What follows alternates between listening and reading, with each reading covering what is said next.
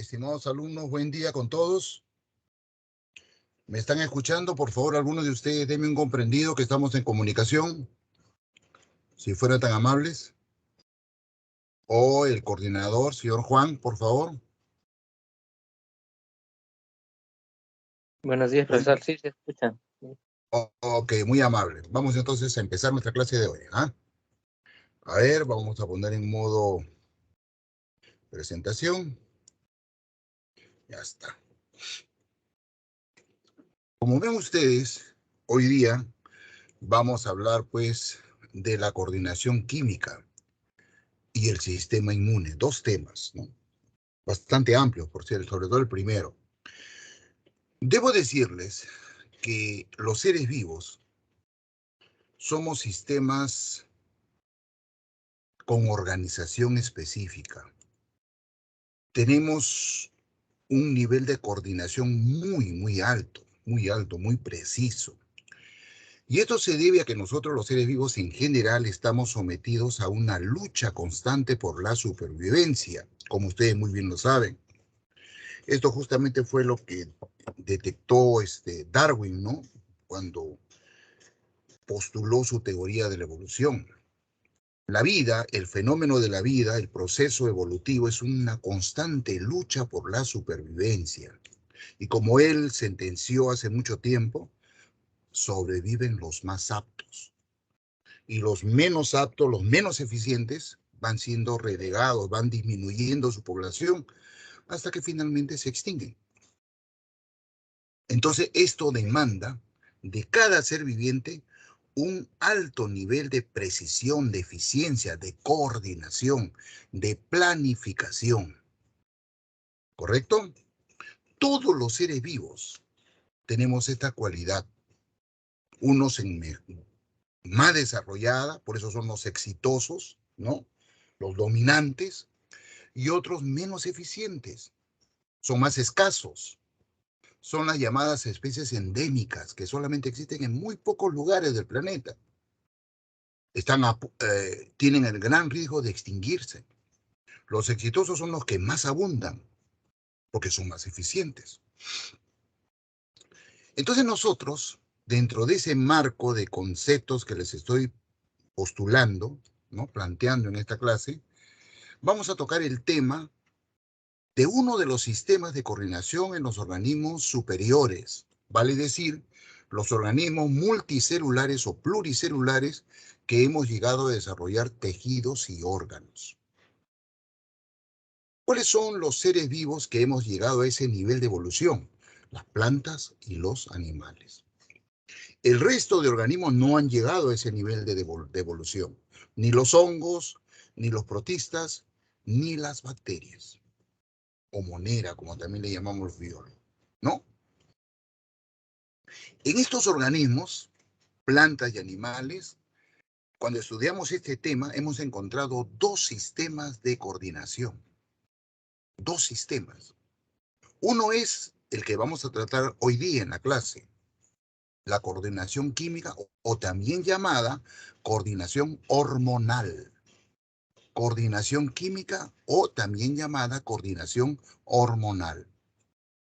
Y la otra que vamos a ver la semana que viene, después de Navidad, la coordinación nerviosa. La primera, esta que vamos a tocar esta semana, está presente tanto en las plantas como en los animales. Los dos, las plantas y los animales, tenemos este sistema de coordinación, la coordinación hormonal o química. En cambio, la coordinación nerviosa es exclusiva de los animales. La coordinación nerviosa no se presenta en las plantas, solamente en los animales. ¿De acuerdo? Bien. Entonces vamos al tema, ¿ya? Vamos al tema. Y finalmente, existe un sistema orgánico que está presente en los animales solamente y que colabora con esta función de coordinación y eficiencia, que es el sistema inmunológico, o como está escrito ahí, sistema inmune. Pero eso es exclusivo de los animales. Las plantas no presentan este sistema. Eso lo veremos como complemento de la clase, ¿ya? En la parte final. Ahora, en primer lugar, vamos a estudiar la coordinación química en plantas y en animales. Muy bien, empezamos entonces. Este tipo de coordinación está mediado por un conjunto de moléculas orgánicas que los biólogos conocemos con el nombre de hormonas. ¿Ya? La coordinación química o coordinación hormonal, como también le llamamos, está mediado por unas moléculas producidas por los seres vivos que presentan este sistema, llamadas hormonas, moléculas orgánicas. Algunas son proteínas, otros son lípidos, otros son derivados de proteínas, por ejemplo, son polipéptidos o a veces aminoácidos. Es decir, la naturaleza química de estas moléculas que tienen esta función es muy variada, ¿ya? Como les acabo de explicar. Entonces, los seres vivos, plantas y animales, producimos estas moléculas llamadas hormonas que regulan, en suma, el metabolismo y la fisiología de los seres vivos. Una característica que tienen estas moléculas en general, tanto las hormonas vegetales, que son las que coordinan en plantas, como las hormonas animales, que son las que coordinan a los animales, tienen una actividad biológica muy alta. O sea, se necesitan pequeñas concentraciones de esta molécula para que un órgano de una planta sea afectado por la hormona. Eso nosotros los biólogos lo conocemos con el nombre de tienen una alta actividad biológica. Entonces ustedes, para que una planta o un animalito o una persona humana, ¿no?, sea afectado por una hormona, tienen que darle pequeñísimas cantidades. No se requiere darle mucho. Actúan en pequeñas cantidades. Bien, entonces, como está planteado en esta primera diapositiva que les estoy presentando, hay hormonas que funcionan, que actúan en las plantas y hay hormonas que actúan en los animales. A las hormonas que actúan en las plantas, nosotros les llamamos hormonas vegetales u fitohormonas. Ahí voy a anotar esto, ¿no? Porque estoy agregando un nombre acá. Hormonas vegetales o fitohormonas. ¿Ya? Y vamos a... Ay, carambas.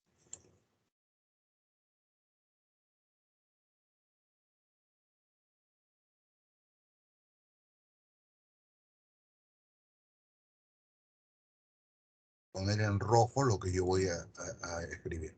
¿Listo? Listo. Entonces, hormonas vegetales o fitohormonas. Y las hormonas que actúan en los animales, bueno, les llamamos hormonas animales o simplemente hormonas, ¿ya? Por costumbre. Cuando nosotros decimos una hormona, al toque estamos hablando de las hormonas de los animales. Pero cuando queremos hablar de las hormonas de las plantas, tenemos que agregar el prefijo fito, las fitohormonas. Entonces ya nos estamos dando cuenta que estamos hablando de las hormonas de plantas u hormonas vegetales, ¿ya? De esa manera diferenciamos los dos tipos de hormonas, hormonas vegetales y hormonas animales, ¿ya? ¿Hay diferencias? Sí, están planteadas acá abajo, ¿no? Vamos a discutir la primera diferencia. ¿Hay diferencias entre las fitohormonas y las hormonas de los animales? Sí. Dos son las más importantes. Primero, las hormonas en los animales son producidos en órganos. Hay órganos que producen hormonas. Esos órganos se llaman glándulas endocrinas. Glándulas endocrinas. ¿Se acuerdan ustedes la clase sobre tejidos animales? Cuando hablamos de tejido epitelial, dijimos que un tipo de epitelio es el epitelio glandular. El epitelio glandular es el tejido que constituye la estructura histológica de las glándulas. Y aquella vez en esa clase dijimos que hay dos tipos de glándulas. Glándulas exocrinas y glándulas endocrinas. ¿Cuál es la diferencia entre las glándulas exocrinas y las glándulas endocrinas? Que las glándulas exocrinas tienen siempre un conducto de secreción. Siempre. Ejemplo, glándulas sudoríparas tienen un conducto de secreción. Glándulas salivales tienen un conducto de secreción. Glándula mamaria tienen conducto de secreción. Toda glándula que tenga conducto de secreción para vertir su secreción es una glándula exocrina. ¿Y cuándo se dice que una glándula es endocrina? Cuando no tiene conducto de secreción. Este tipo de glándulas, su secreción lo vierten a la sangre. Vuelvo a repetir, las glándulas endocrinas vierten su secreción directamente a la sangre. No tienen conducto de secreción. Y a este tipo de glándulas endocrinas son a las que pertenecen las glándulas que producen las hormonas en los animales. En cambio, en las plantas no existen órganos para producir hormonas. Las hormonas en las plantas son producidas por tejidos, mayoritariamente meristemáticos.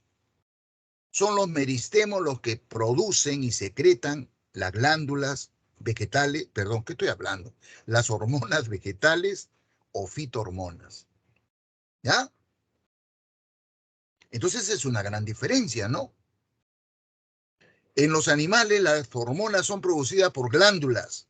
En las plantas son producidas por tejidos. Obviamente los tejidos están formados por células. Por eso dice producidas en células. Pero esto no es tan correcto porque las hormonas animales también son producidas en células. Células de las glándulas, ¿no? Yo diría acá mejor que poner producidas en células es producidas en tejidos.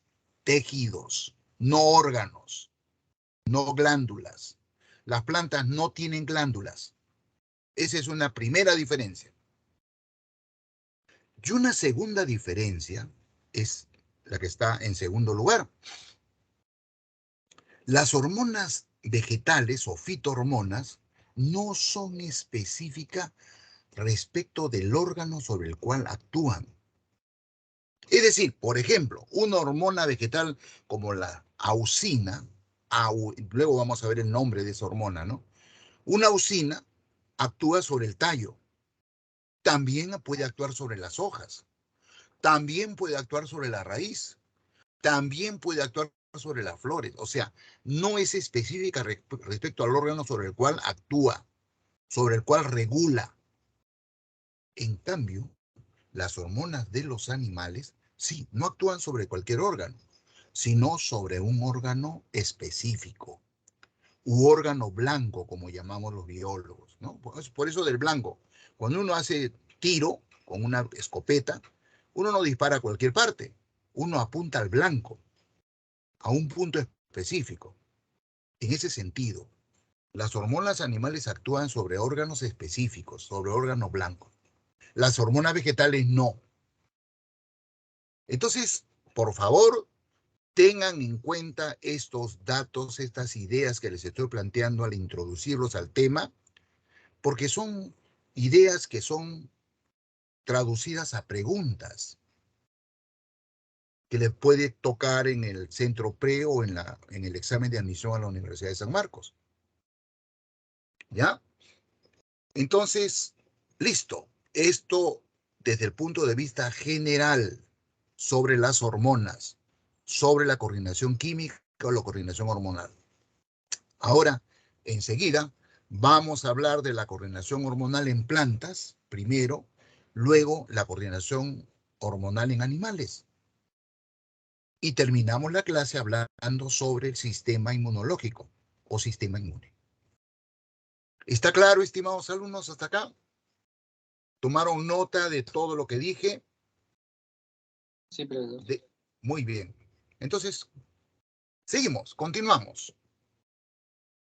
Vamos a hablar primero entonces de la coordinación química en plantas. ¿Ya? Cuando estudiamos este tema en las plantas, bueno, caemos en la cuenta de estas ideas que están en la parte superior, ¿no? La coordinación química u hormonal en las plantas está a cargo de las hormonas vegetales o fitohormonas, como les había dicho anteriormente, ¿no? Estas moléculas llamadas hormonas vegetales o fitohormonas regulan el crecimiento y desarrollo de la planta. No solamente eso, regulan, sí, pues eso, ¿no? Todas las funciones de las plantas. Toda función que una planta realiza es regulada por estas hormonas vegetales o fitohormonas. Está bien esta. ¿Cómo se transportan estas moléculas orgánicas de un órgano a otro? Mediante los vasos liberianos del floema. Estas hormonas, estas fitohormonas, son parte de las moléculas orgánicas de la savia elaborada que transita por el floema. Entonces, un órgano de la planta que produce un tejido de la planta, quiero decir en verdad, que produce una hormona vegetal, la transporta hacia el otro órgano donde debe actuar, donde el órgano sobre el que debe actuar, mediante el floema. ¿Ya? Bien. Estas hormonas vegetales o fitohormonas, por su acción, caen dentro de dos clases o dos tipos o dos grupos. Un grupo de fitohormonas son estimulantes o estimuladoras, como dice acá en azul. Estimulan funciones en la planta. Y otro grupo diferente son inhibidoras, es decir, inhiben funciones en la planta. Entonces las plantas están sometidas a la acción de dos clases de fitohormonas. Fitohormonas estimulantes o estimuladoras y fitohormonas inhibidoras. Las primeras van a estimular funciones, van a hacer que la planta se ponga mucho más activa, dentro de las actividades que hace una planta, por supuesto, ¿no? Y las inhibidoras hacen lo contrario, relajan a la planta, hacen que la planta se cede, no esté tan activa. De manera que el equilibrio funcional o fisiológico de una planta estará determinado por la concentración de hormonas estimulantes versus la concentración de hormonas inhibidoras. Cuando en una planta hay mayor cantidad de hormonas estimulantes que de hormonas inhibidoras, la planta está excitada, está muy activa. Claro, en una planta nosotros no podemos ver lo que ocurre en un animal que está excitado, activo, no se mueve, ladra, maulla, ruge, ¿no? Grita, se mueve, porque las plantas son sedentarias. La estimulación en las plantas es metabólica, estimulación metabólica, ¿ya? Entonces, si la concentración de hormonas estimulantes es mayor que la concentración de hormonas inhibidoras, la planta está muy activa metabólicamente. Está trabajando metabólicamente muy rápido. Caso contrario, cuando las hormonas inhibidoras están en mayor concentración que las hormonas estimulantes, la planta está relajada, está sedada, metabólicamente hablando. En cambio, lo que ocurre mayormente, cuando la concentración de hormonas inhibidoras es equivalente, igual a la concentración de hormonas estimulantes, la planta está normal, está equilibrada, como ocurre en la mayoría de los casos. ¿De acuerdo? Bien. ¿Cuántas clases de hormonas estimuladoras o estimulantes hay? Como ven ustedes en la diapositiva hay tres. Las auxinas, las giberelinas y las citocininas. Son 3 tipos de hormonas estimulantes, de fitohormonas estimulantes. Las auxinas, las giberelinas y las citocininas. ¿Y cuáles son las hormonas inhibidoras? 2 nada más. El ácido abscísico y el etileno. ¿Ah? Bien, si bien es cierto, tanto las hormonas estimulantes como las hormonas inhibidoras estimulan una serie de funciones, hay una sobre la cual gira todo el resto de actividades. ¿Cuál es? El crecimiento. El crecimiento. ¿Ya? Es decir, y así lo tienen que expresar ustedes, ¿eh? Las hormonas estimulantes como las auxinas, las giberelinas y las citocininas, lo que estimulan fundamentalmente en las plantas es el crecimiento. Las 3.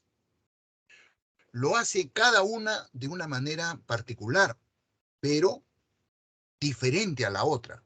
Las auxinas se estimulan de una manera diferente a las giberelinas, y las giberelinas y las auxinas diferente a las citocininas, pero las 3 actúan sinérgicamente. Ese es otro término que no sé si está por ahí más adelante, por si acaso lo escribo. Sinérgicamente. Voy a escribirlo acá.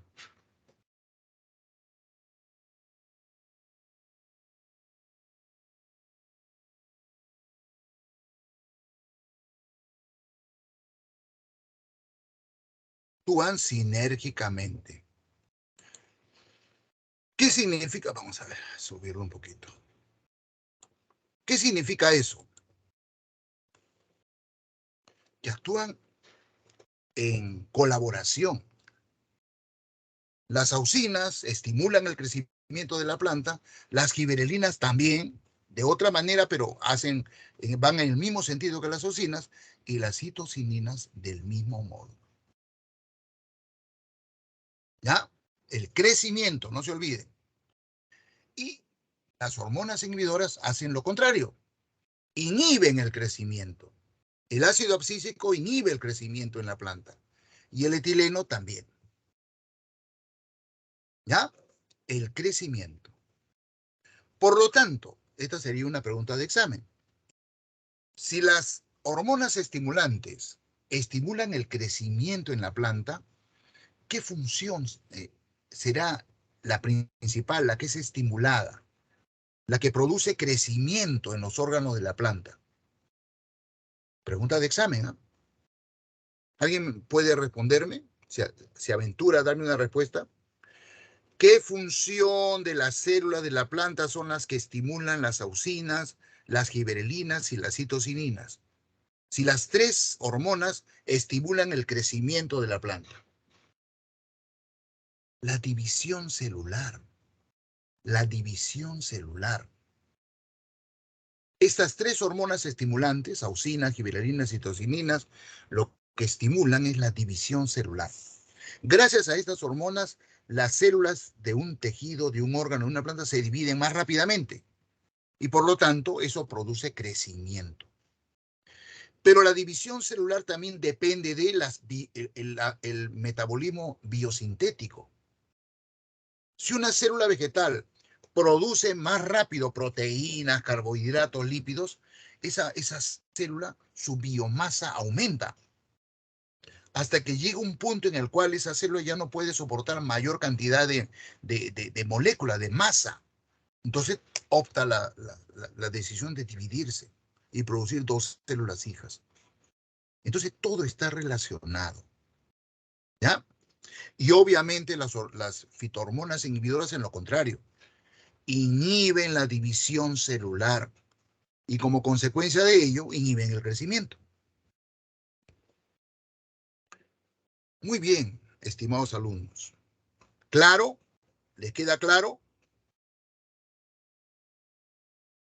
Bien. Ahora viene el asunto. Aparte de eso, aparte de lo que les estoy diciendo, cada una de estas hormonas inhibidoras o cada una de estas hormonas estimulantes estimulan algunas otras funciones en particular.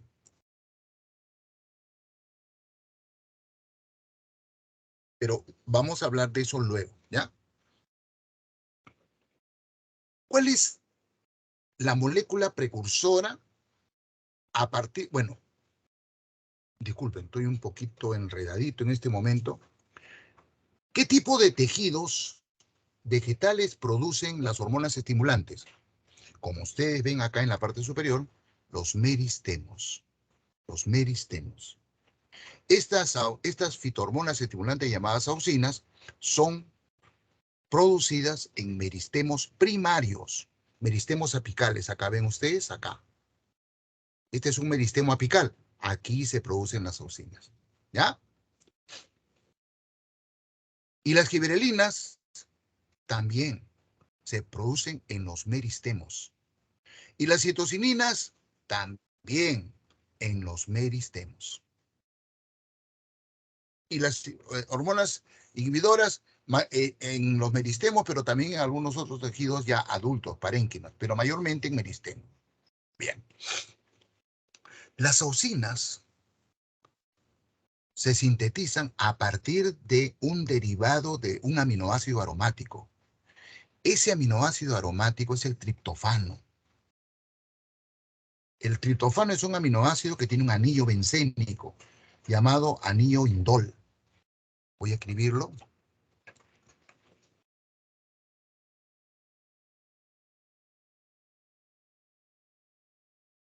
Voy a escribirlo acá, pues.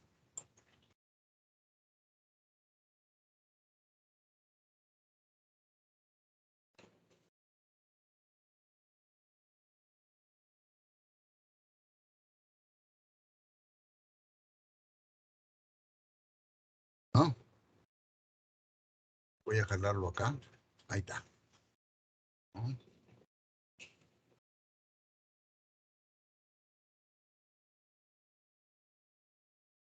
Ya está.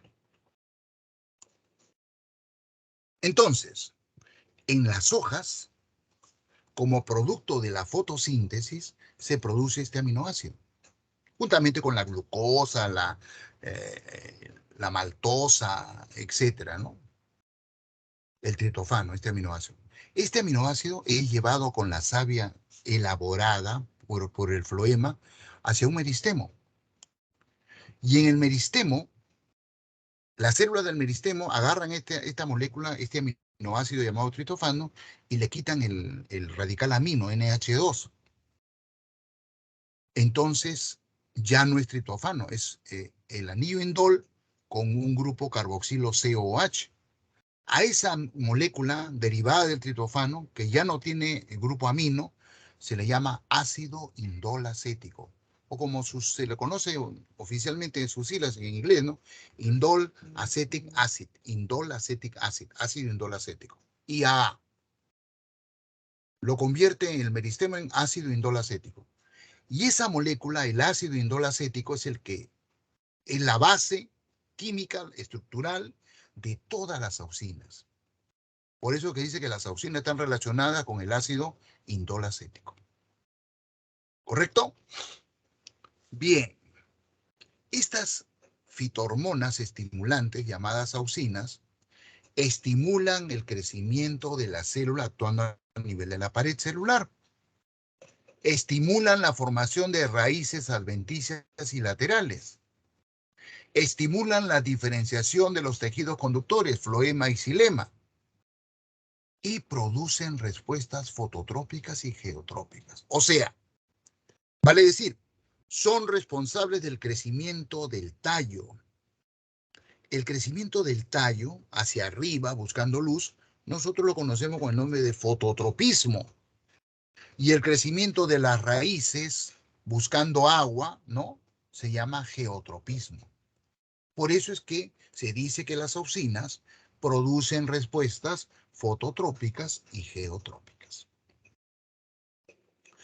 Y aunque acá no está escrito, porque el autor de esto se olvidó, las auxinas tienen una función complementaria. ¿Cuál? Anoten, por favor, estimados alumnos. Las auxinas estimulan la producción de etileno. Miren, la auxina, que es una hormona estimulante, justamente hace lo contrario que es su naturaleza. Estimula la producción de etileno, que es una hormona inhibidora. Es como que hace lo contrario, ¿no? Ella está ahora, la auxina está destinada a estimular funciones y estimula que se produzca etileno, que hace lo contrario de ella. Parece contraproducente, ¿no? Pero no, señores, es sabio. Es la sabiduría de la naturaleza, por una sencilla razón. Toda función que se desboca, que se realiza sin ningún control desbocadamente, es dañino. Entonces, como las auxinas estimulan el crecimiento, el fototropismo, entonces ella misma libera su inhibidor, lo que va en contra de ella, para frenar el etileno. Eso es una cuestión que en biología es muy importante. Lo voy a escribir para que también lo tengan. Nosotros los biólogos lo llamamos, vamos a poner en rojo,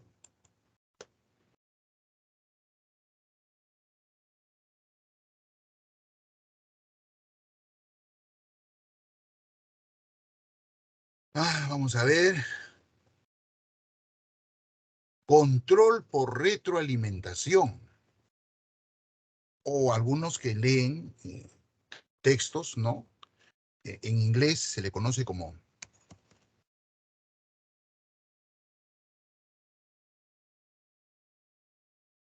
feedback control, ¿ya? Feedback control, que es lo mismo que está en castellano. Control por retroalimentación. Este mecanismo está en muchas funciones, no solamente de las plantas, de todos los seres vivos. Es sabio. Siempre un producto final de algún proceso metabólico inhibe esa función para que esa función no se desboque, no funcione alocadamente, desordenadamente. Esa estrategia natural se llama control por retroalimentación. Entonces vuelvo. Otra función de las auxinas es, aunque no esté escrita ahí, estimular la producción de etileno. ¿Ya? Listo. Dejamos a las auxinas en paz y ahora vamos a hablar un poquitín de las giberelinas. Las giberelinas son otro grupo de fitohormonas estimulantes, pero que están relacionadas, que también se producen en meristemo primario, ¿no es cierto? En tejido meristemático primario, pero químicamente las giberelinas están relacionadas con un ácido diferente, no el ácido indol acético, sino el ácido giberélico. El ácido giberélico es un ácido que se forma a partir de alguno de los ácidos del ciclo de Krebs o ciclo de los ácidos tricarboxílicos. ¿Ya? A partir de esos ácidos, los meristemos producen el ácido giberélico haciendo algunas modificaciones químicas y es el ácido giberélico la molécula base sobre la cual se sintetizan todas las giberelinas en la planta. ¿Ya? ¿Ok? ¿Y cuál es la función específica de las giberelinas? Las giberelinas actúan sinérgicamente con las auxinas, produciendo el alargamiento de las células y del tallo, similar al ácido indol acético, o sea, las auxinas, ¿no? Pero, además de eso, acá está la función complementaria de la giberelina, ¿ya? Las giberelinas estimulan la formación de hojas. O sea, cuando ustedes tengan una plantita y vean que de un tallito aparece una yemita, de un tallito aparece una yemita, y de esa yemita se forma una hojita, esa actividad está regulada, estimulada por giberelinas. También, cuando ustedes ven que en una planta de un tallito comienzan a formarse hojitas florales, sépalos, pétalos, estambres, pistilos, ¿no es cierto? O sea, flores, eso también es estimulado por las gibberelinas. Las gibberelinas estimulan la floración. Fíjense ustedes. Así que ustedes ya tienen un dato, ¿no? Práctico. Cuando en jardinería ustedes tengan una planta o el jardinero diga, pucha, que la flor que hemos sembrado, la planta que hemos sembrado no produce flores. ¿Cómo hacemos para que esa planta produzca flores? Le aplicamos con el agua en las raíces gibberelina y la planta va a empezar a florecer. ¿Y por qué es importante para una planta la producción de flores? ¿Por qué una planta debe producir flores? ¿Por qué es saludable que una planta produzca flores? Para poder reproducirse sexualmente. La reproducción sexual solamente se produce en las plantas a través de las flores, porque las plantas también se reproducen asexualmente. Para eso no necesitan la flor. ¿Ya? ¿Y por qué es mejor la reproducción sexual que la reproducción asexual? Bueno, eso lo vamos a ver en una clase posterior, ¿no? Hay una clase sobre reproducción, pero les adelanto. Es que la reproducción sexual produce variabilidad en la descendencia y eso es positivo, bueno para la vida. En cambio, la reproducción asexual no produce variabilidad en la descendencia. Por eso es que es mucho mejor que la planta produzca flores para que se pueda reproducir sexualmente. Y eso es gracias a las gibberelinas. ¿Ya?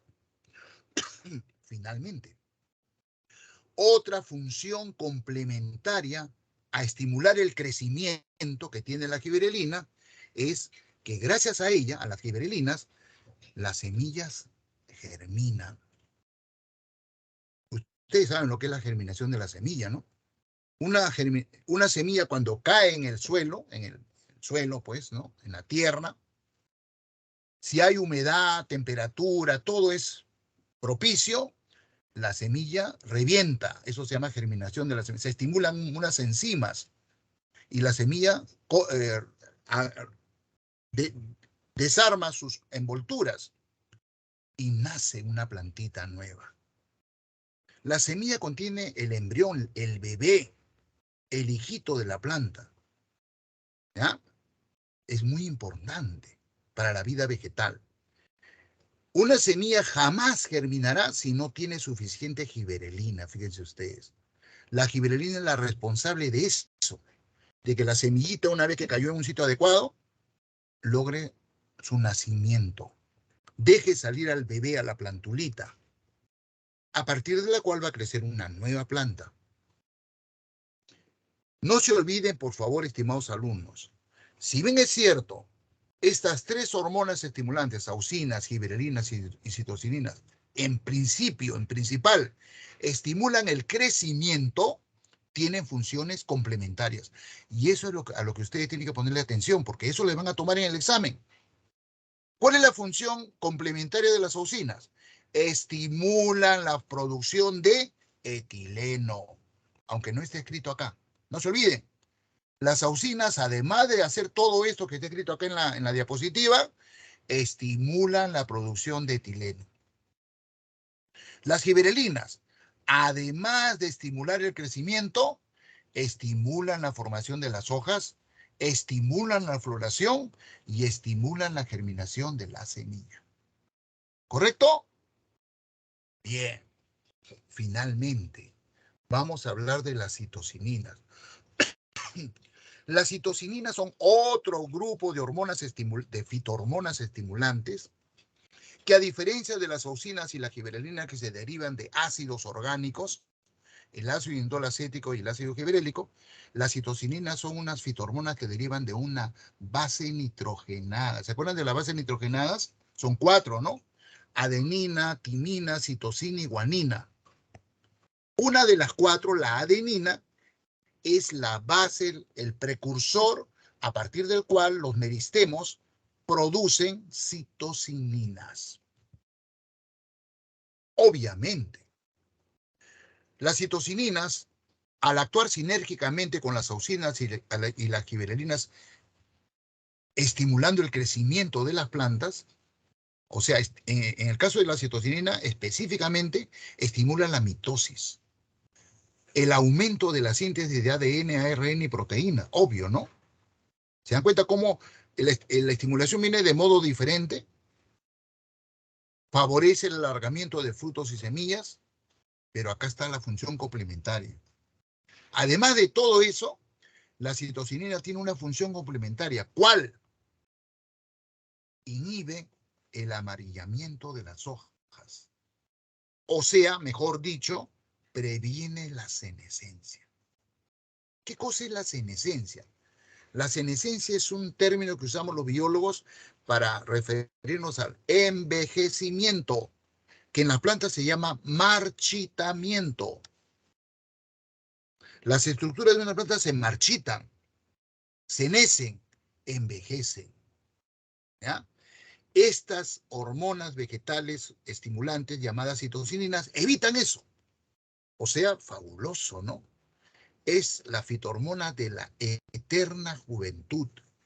Gracias a estas fitohormonas, la planta evita marchitarse. Eso no existe en los animales, ¿ah? Nosotros no tenemos hormonas de la juventud. No tenemos. La planta sí. Listo. Terminamos con las hormonas estimulantes, auxinas, gibberelinas y citocininas, y ahora vamos a hablar de las hormonas inhibidoras, que son dos nada más. El ácido abscísico, o ABA, como también se le llama, ¿no? ABA, ABA, ABA y el etileno. Ok, vamos a pasar para acá. Entonces, el ácido abscísico se forma a partir de un pigmento vegetal llamado carotenoide, ¿ya? Los carotenos. Y se sintetiza en la base de los frutos. Entonces, el ácido abscísico actúa en contrario de las auxinas, de las gibberelinas y las citocininas. ¿Qué cosa inhibe? La división celular. El ácido abscísico inhibe la división celular. Y por lo tanto, inhibe el crecimiento, pues. Pero, además de ello, además de inhibir el crecimiento, el ácido abscísico, esta es la función que deben recordar ustedes, porque es la particular, induce el letargo de yemas y semillas y la caída de los frutos y hojas. Es esta fitohormona la responsable de que algunas plantas, que los biólogos llamamos plantas caducifolias, durante el otoño, esas hojas que eran verdes se amarillenten, o sea, senecen, se marchitan, se vuelven amarillas. Esta hormona actúa en ese sentido. Esta es la responsable. ¿Y qué pasa cuando en una planta la hoja se pone amarilla? Se cae. Eso es típico del otoño, ¿no es cierto? En otoño, las plantas caducifolias dejan caer sus hojas. Tan es así que en inglés, ¿no es cierto? Los de habla inglesa, a la estación del otoño no solamente le dicen autumn, ¿no? This season is named autumn, sino también le llaman fall.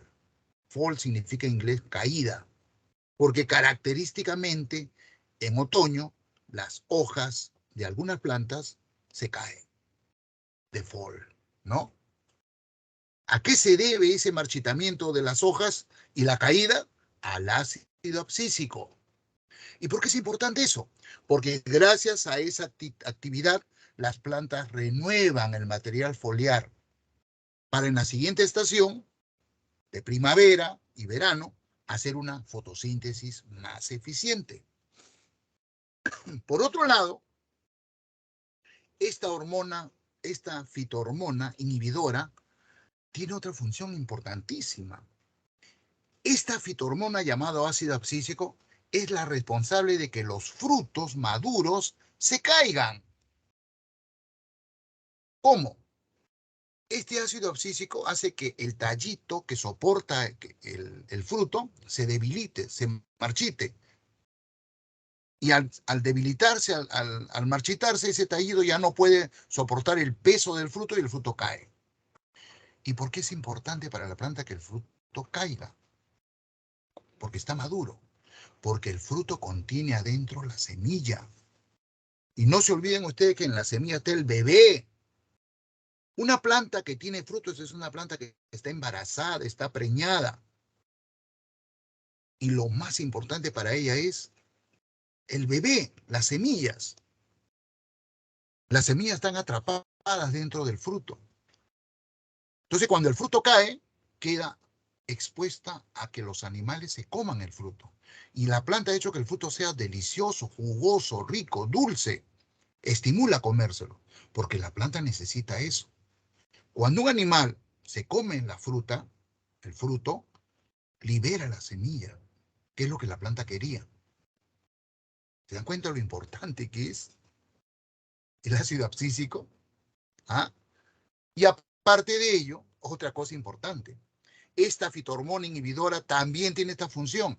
Regula el cierre de estomas en las hojas en caso de estrés hídrico. Miren, ¿qué pasa si esta planta de pronto está sometida a, ¿cómo se llama esto? Sequía. No llueve. Ya hay mucho tiempo que no llueve. Entonces aquí en el suelo no hay agua o hay poquísima agua. Cuando en las hojas se abren los estomas, cada vez que los estomas se abren, esto ya lo saben ustedes, se evapora el agua. La planta transpira, hay evapotranspiración. Esa agua que se va perdiendo acá arriba debe ser reemplazada por el agua que la raíz absorbe, ¿no? Eso lo hemos estudiado ya. Se llama arrastre por transpiración. Pero si no hay agua, se está perdiendo agua arriba, entonces acá hay un vacío de agua. Y la planta se va a morir por deshidratación. ¿Cómo la raíz le avisa a la hoja, oye, no sigas abriendo los estomas porque nos vamos a morir? Ahí está la clave, estimados alumnos. La raíz, a través del floema, le manda ácido abscísico. Cuando el ácido abscísico llega a las hojas entienden, esa es una conversación interna que tiene la planta, cierra los estomas. Entonces el ácido abscísico es el responsable del cierre de los estomas en las hojas cuando la planta está sometida a sequía, a estrés hídrico. Vean ustedes lo importante que es el ácido abscísico, pues. No solamente inhibe el crecimiento de la planta, lo cual es bueno, ¿no? Para contrarrestar la acción de las hormonas estimulantes, ¿no? Sino que tiene estas otras funciones de las cuales ya les he hablado. Finalmente, el etileno. El etileno, igual que el ácido abscísico, inhibe el crecimiento, ¿ya? Pero el etileno, a diferencia del ácido abscísico y de las otras tres hormonas que hemos descrito anteriormente, es un gas, es una molécula volátil, es una molécula de bajo peso molecular. Entonces prácticamente se volatiliza bien rápido, ¿ya? Este etileno se forma en los tejidos de las espermatofitas, tejidos parenquimáticos y meristemáticos. Interviene en el gravitropismo, regula el equilibrio de la planta, ¿no? Pero la función complementaria más importante, y la que deben recordar ustedes, es que además de ello, de inhibir el crecimiento de la planta, el etileno acelera la maduración de los frutos. La maduración de los frutos se debe a la acción de esta fitohormona inhibidora, el etileno. Es el etileno el que hace que madure el fruto. Miren, si ustedes sacan este fruto verde, antes de tiempo ustedes la arrancan de la planta, si ustedes estos frutos verdes lo guardan en una bolsa de plástico, el etileno se va a concentrar porque no hay por dónde se escape y va a hacer que el fruto madure más rápidamente. Que si ustedes colocan el fruto sobre una mesa, ¿no? Abierto, se va a demorar más en madurar. Esa experiencia ustedes la deben haber practicado en casa. Si ustedes quieren que un plátano, una manzana verde se madure, lo guardan en un ambiente cerrado, en una bolsa, y va a madurar más rápidamente. Porque se concentra el gas, el etileno, que es la fitohormona que estimula la maduración de los frutos. Finalmente, este esquema es muy bonito porque me permite resumir lo que les he contado respecto a las fitohormonas. Bueno, esto de acá arriba ya lo he dicho, ¿no? Proceso de abscisión de una hoja. ¿Cómo es que la hoja, por acción ¿cómo se llama? Del ácido abscísico, se amarillenta y finalmente se cae, ¿no? El ácido abscísico va ganando espacio en la hoja, va desplazando a las auxinas, ¿no es cierto? Las auxinas van siendo desplazadas y predomina el ácido abscísico, ¿no? Y entonces finalmente se produce el amarillamiento de la hoja y la hoja cae. Pero acá lo de abajo es lo más importante. Miren, durante el ciclo vital de una planta, ¿cómo actúan estas hormonas? Todas las que hemos estudiado. Cuando la planta está todavía como bebé dentro de la semilla, la primera fitohormona que va a actuar sobre esta plantita que está recién naciendo a la vida es la giberelina. No hay actividad de auxinas, no hay actividad de citocinina, no hay actividad de etileno ni de ácido abscísico. Fundamentalmente en esta semilla que contiene a la plantita bebé, el embrión, es influenciada por la giberelina. La giberelina estimula la germinación y listo. Eso permite que esta plantita que estaba atrapada en la semilla se libere y nazca. A partir de ese momento, en esta plantulita nueva, bebé nueva, comienza a actuar la giberelina, las auxinas, la citocinina, todas las hormonas de crecimiento. Esto permite que esta plantita, que al principio era chiquitita, débil, se convierta en una hermosa planta adulta. Crecimiento y maduración. Maduración sexual. Esta planta ya está lista para reproducirse.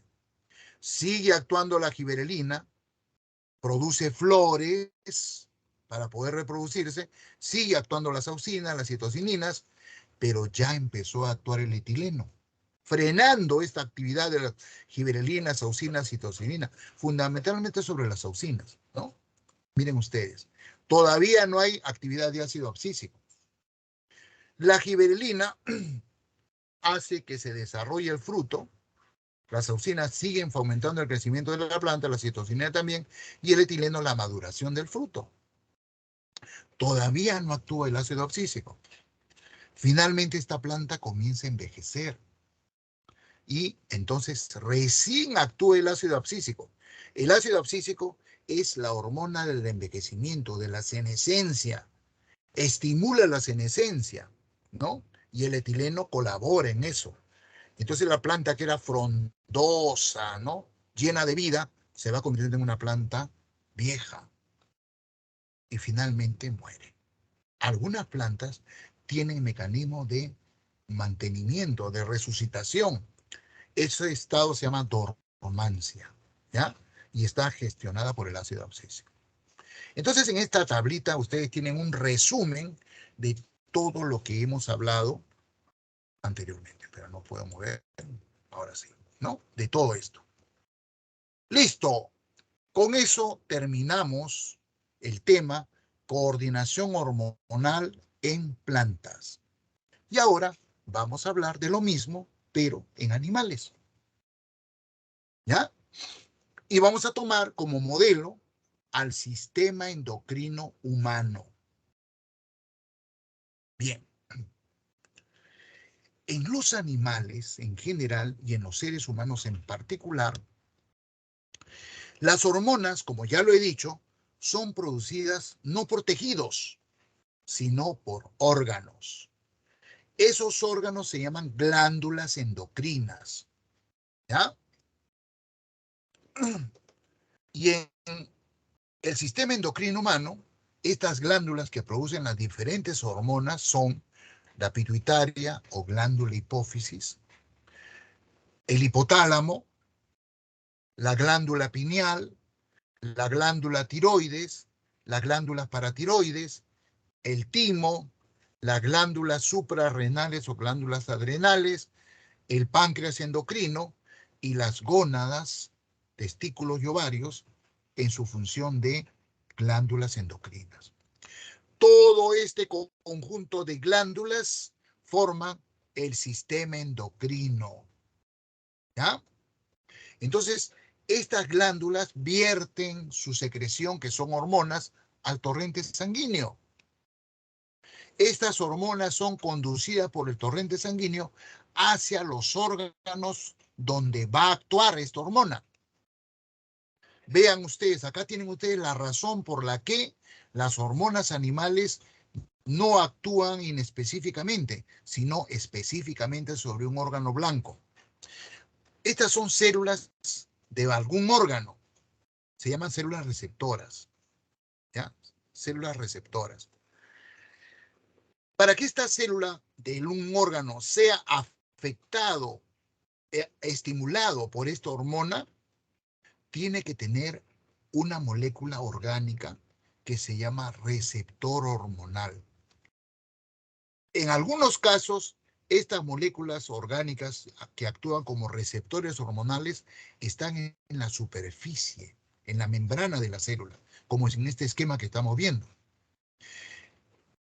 Esta célula, por ejemplo, tiene unos receptores que son estas estructuras celestes que tienen forma de cuña, ¿no? De una concavidad en forma de cuña. Esta célula tiene un receptor que tiene una concavidad curva, pero la hormona es un triángulo. Bueno, acá lo han representado como un triángulo. No quiere decir que realmente lo sea, ¿no? Es una forma de esquematizar didácticamente lo que le quiero explicar. Esta hormona tiene forma triangular. Entonces, ¿cuál será su receptor? ¿Este de acá de la izquierda o el de la derecha?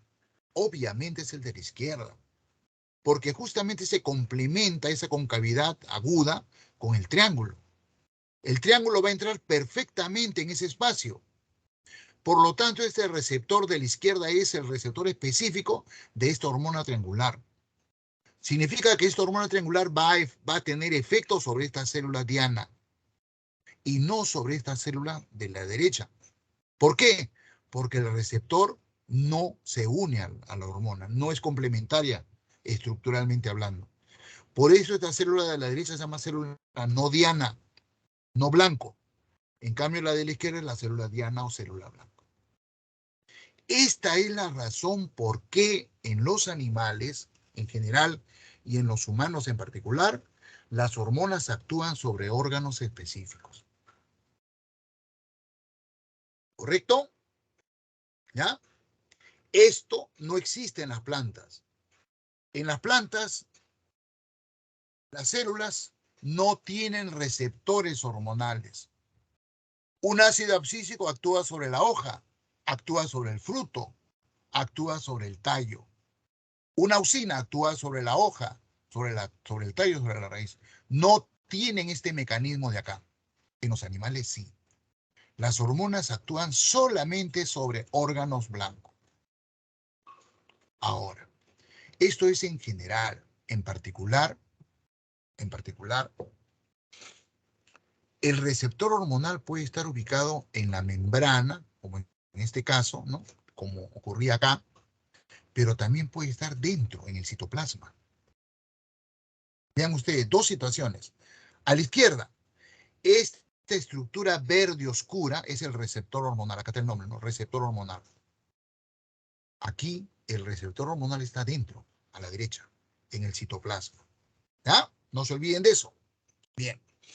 Cuando el receptor está en la superficie, en la membrana, generalmente este receptor está adaptado para hormonas de naturaleza proteica o derivados de proteína.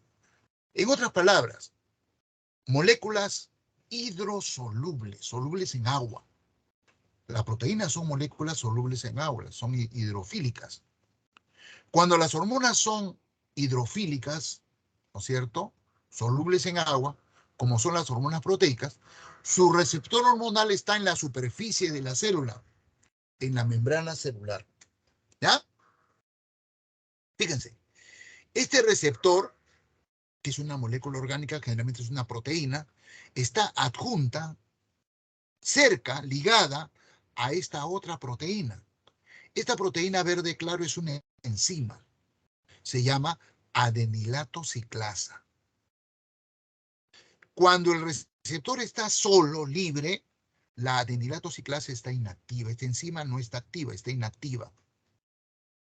Pero cuando el receptor verde oscuro recibe la hormona, cuando la hormona se pega al receptor, esta enzima, adenilato ciclasa, comienza a actuar, comienza a catalizar una reacción química. ¿Cuál? Bueno, aunque acá se han olvidado de ponerlo, acá han debido poner ATP acá.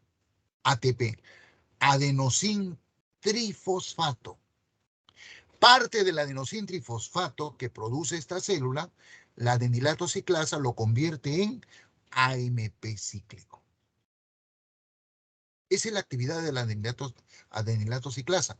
Convertir parte del ATP celular en AMP cíclico.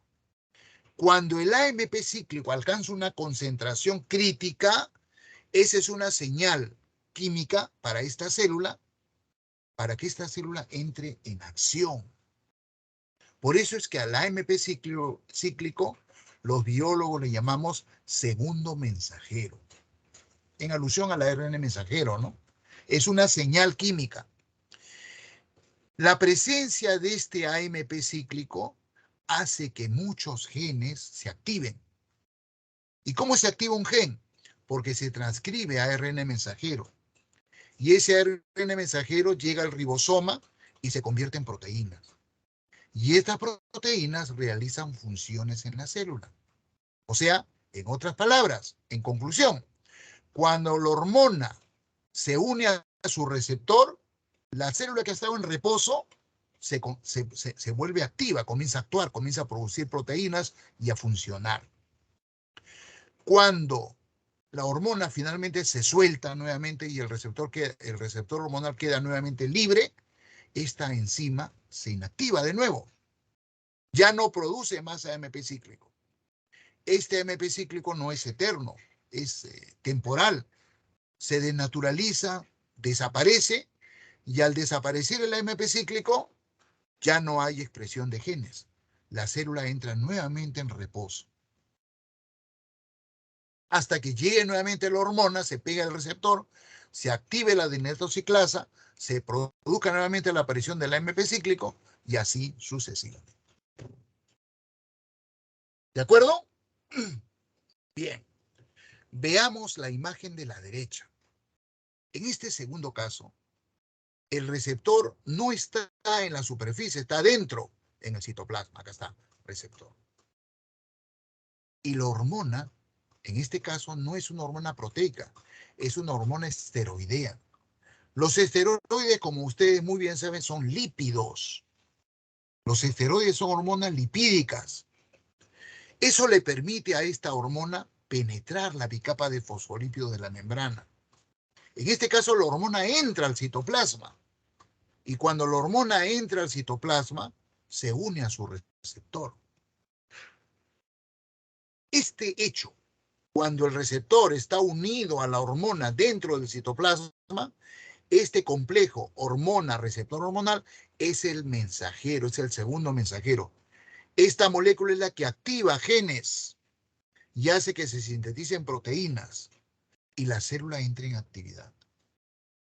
Cuando la hormona se suelta, ya no hay esta molécula, hormona-receptor hormonal. Desaparece esto. Los genes ya no se expresan y la célula nuevamente entra en reposo. Listo, estimados alumnos. Esto explica por qué en los animales las hormonas no actúan sobre, las hormonas animales, dijo al revés, actúan sobre órganos específicos. ¿Ya? Listo.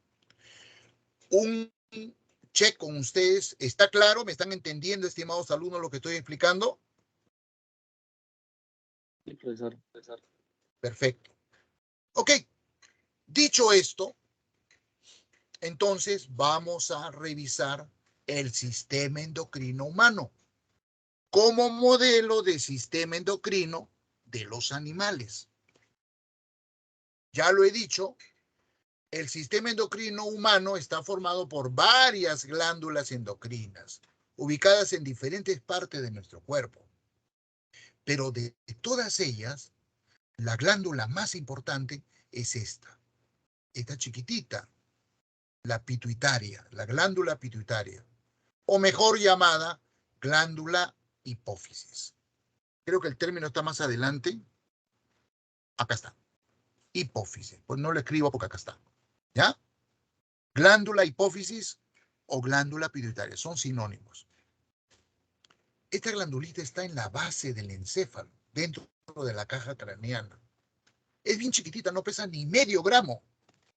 Pero la función que tiene es crucial. Es la jefa de todo el resto de glándulas endocrinas. ¿Ya? Es la jefa. Es la que comanda a todo el resto de glándulas. Bien. Otra glándula que está dentro de la caja craneana es la glándula pineal, o también llamada glándula epífisis. Acá sí voy a escribirlo porque creo que eso no está. Ese nombre no está en el PPT. Acá vamos a escribirlo. Glándula pineal o glándula, ¿ya? Glándula pineal o glándula epífisis. Y el hipotálamo, que es un órgano que no es exactamente una glándula. Es un órgano del sistema nervioso central. Pertenece al sistema nervioso, pero está involucrado con la actividad del sistema endocrino. Por eso es que los biólogos lo consideramos, a pesar de que es un órgano del sistema nervioso, que está formado por neuronas, como parte del sistema endocrino. Está justo encima de la pituitaria o hipófisis. Forma parte del sistema endocrino. ¿Ya? Todos estos tres órganos, hipófisis, glándula pineal e hipotálamo, están dentro de la caja craneana. ¿Ya? En la región cervical anterior hacia adelante está la tiroides y la paratiroides. Más hacia abajo, en la zona torácica, pectoral, debajo del esternón, tenemos esta glandulita, el timo. Hacia la región abdominal baja, tenemos al páncreas y a las glándulas adrenales o glándulas suprarrenales. Y ya más hacia abajo, en la zona pélvica, bueno, tenemos las gónadas, ¿no? Los varones, los testículos, las mujeres, los ovarios, que también funcionan como glándulas endocrinas. Claro, ¿qué tipo de hormonas van a producir los testículos y los ovarios? Testículos en los hombres, los ovarios en las mujeres, hormonas sexuales. Hormonas que determinan la función sexual en el individuo. Este conjunto de glándulas constituyen el sistema endocrino humano. En algunos textos hacen una analogía que me parece muy buena. Comparan a este sistema orgánico, sistema endocrino, como una orquesta sinfónica. Ustedes saben lo que es una orquesta sinfónica. Es un conjunto de músicos diversos, unos tocan instrumentos de viento, instrumentos de cuerda, instrumentos de percusión, ¿no es cierto?, etcétera, ¿no? Pero todos ellos están bajo la tutela, bajo las órdenes del director de la orquesta. El director de la orquesta, con un palito que se llama batuta, va indicando a cada uno de los músicos en qué momento ellos interpretan la melodía que van a interpretar. Esa función, bueno, los músicos serían todas las glándulas, la glándula pineal, la glándula tiroides, las glándulas adrenales, el timo, la paratiroides, son los músicos.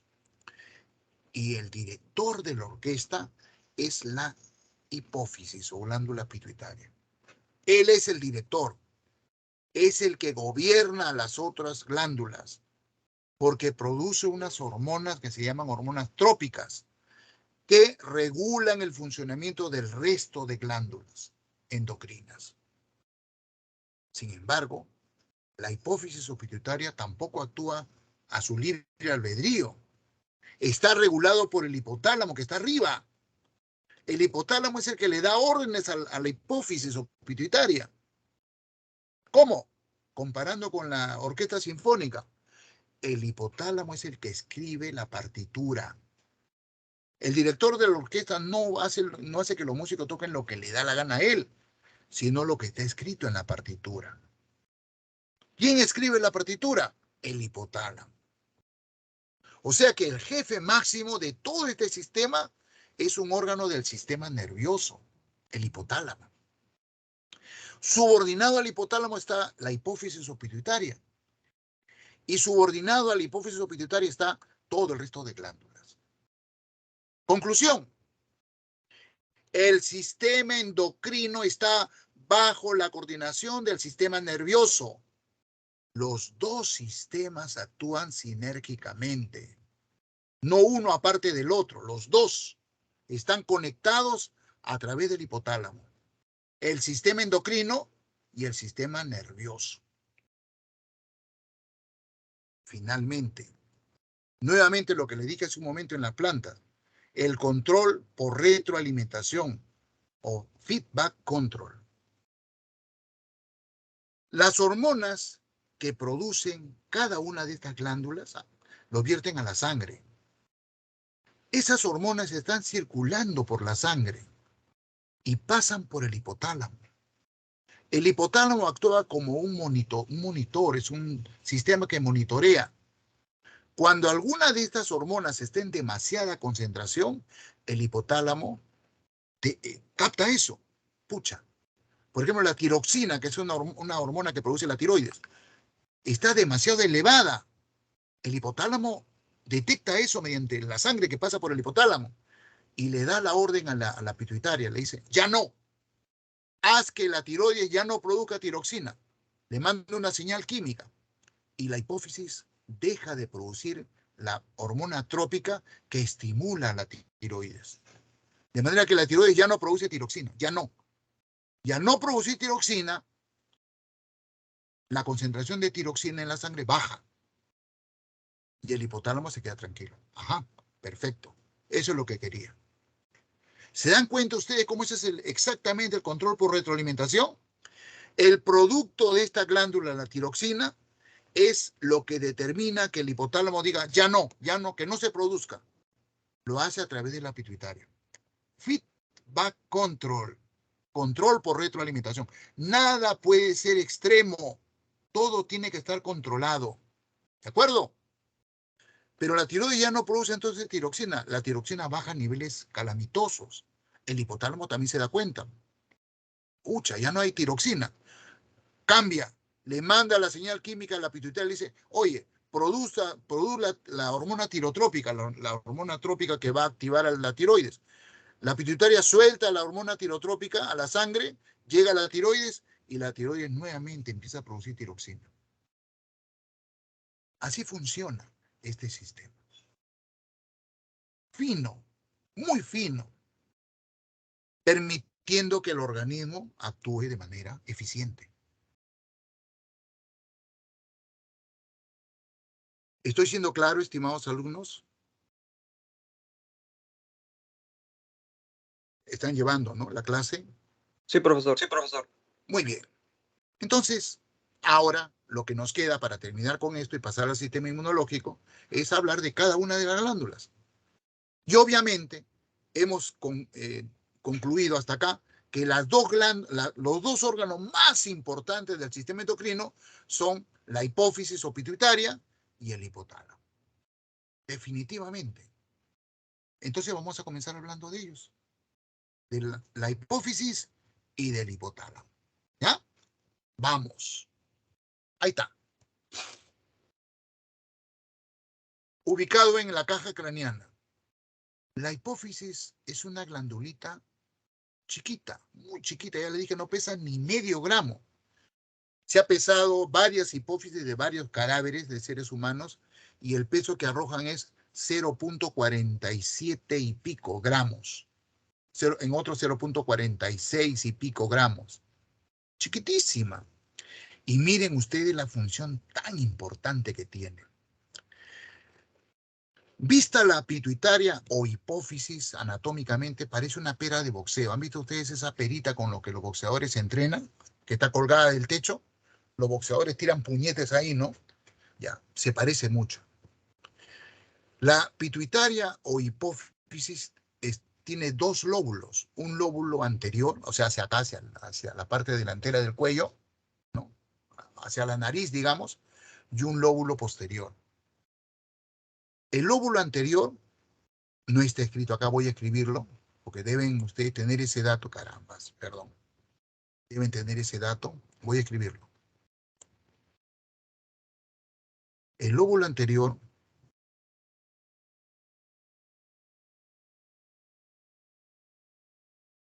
se llama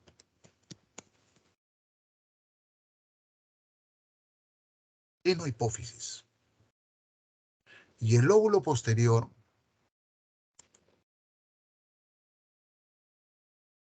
vamos a ponerlo acá, se llama, vamos a ponerlo en rojo,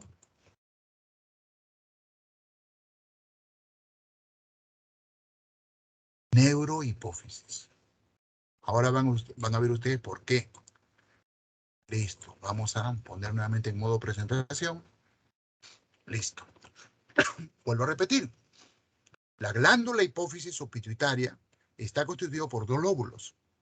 Un lóbulo anterior hacia adelante, hacia la nariz, llamado adenohipófisis, y un lóbulo posterior hacia la nuca, llamado neurohipófisis. Esta glándula está conectada con el hipotálamo, que está acá arriba, ¿no? Mediante este tubo. Este tubito se llama tallo hipofisiario. Tallo, parece el tallo de una planta, pues, ¿no? Por eso los anatomistas le llaman tallo hipofisiario. A través de este tallito bajan del hipotálamo axones, porque el hipotálamo, como es un órgano del sistema nervioso, está constituido por neuronas. Todas estas son neuronas. Sus ejes neuronales o axones bajan por el tallo hipofisiario. Unos se van hacia el lóbulo posterior y otros se van hacia el lóbulo anterior, como ven ustedes en el esquema. Este tallo hipofisiario conecta la hipófisis con el hipotálamo. Bien. Más datos anatómicos. Acá en esta zona hay un hueso que es muy bonito, parece un murciélago. Ese hueso tiene la forma de un murciélago, tiene el cuerpo y las alas. Así le han llamado, ¿no? Es el hueso esfenoides. Ese hueso esfenoides en el cuerpo tiene un hoyito, una cavidad, la famosa silla turca. En esa cavidad de la silla turca del hueso esfenoides se alojan los dos lóbulos, el lóbulo anterior y el lóbulo posterior. ¿Ya? Y el esfenoides es un hueso que soporta todo el encéfalo. Es como el piso que soporta todo el encéfalo. En el huequito que se llama silla turca, ahí se aloja la hipófisis. Está justo, aunque este esquema no es muy ilustrativo, está justo por detrás de la nariz.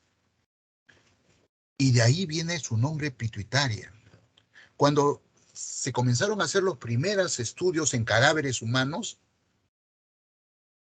la mucosa que tapiza la nariz, los anatomistas de aquella época le llamaron mucosa pituitaria.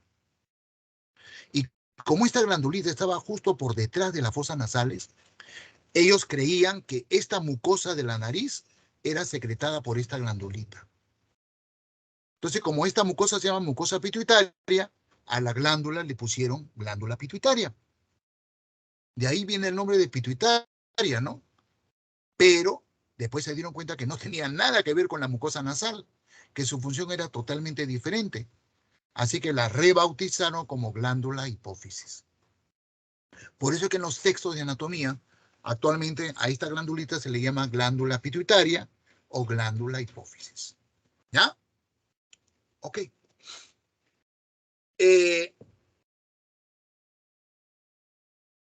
Este lóbulo posterior o neurohipófisis recibe los axones de estas neuronas que secretan hormonas.